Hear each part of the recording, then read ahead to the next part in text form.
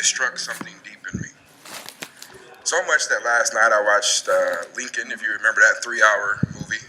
I watched Malcolm X, so pretty much I didn't sleep because this bothered me so much. And I watched the arguments made in Lincoln, and it was many of the same identical arguments made yesterday. So with that, I would ask if Senator Moorfield would yield to a question or two. Senator Moorfield, will you yield? Yes. Senator Moorfield, when was the last time you visited a North Omaha school that it was considered failing? Considered failing? Yes. I would have to look at the different schools that are considered failing. I've visited several, and I actually run programs in several. But I don't know if they're failing or not. Ironic that you run programs, but you don't know if they're failing. But regardless of that, when was the last time that you talked to a prisoner, actual in the prison system, who is dealing with multiple issues like mandatory minimums? I've actually talked to several over the last year that I've worked with and that sent me letters. Thank you. When was the last time you talked to a 20-year-old kid when you handed them a probation paper in which by the third line they couldn't read it, but yet they're a high school graduate? I've talked to several people in my district who could not read and were around the age of 20. I don't know if they were of that exact description. And when was the last time that you maybe represented a 25-year-old kid who was a graduate who could not read a police report? I'm not a practicing attorney, even though I'm licensed, so I haven't represented somebody since I graduated law school. And because you're not a practicing attorney, is it safe to say you don't do a lot of criminal law?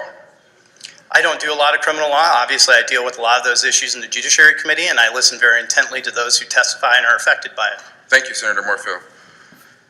Colleagues, just because he's not a practicing attorney and just because he hasn't necessarily visited failing schools, I don't believe that disqualifies him for being on the Judiciary Committee or the Education Committee. Because I believe people can read data, and I believe people can work in other places and still get a grasp on some of the issues. But yesterday, there were 2 African-American gentlemen who testified in a hearing who I felt, and not just me, but at least 11 people from across the country that text me, and I'm going to read a text for the record.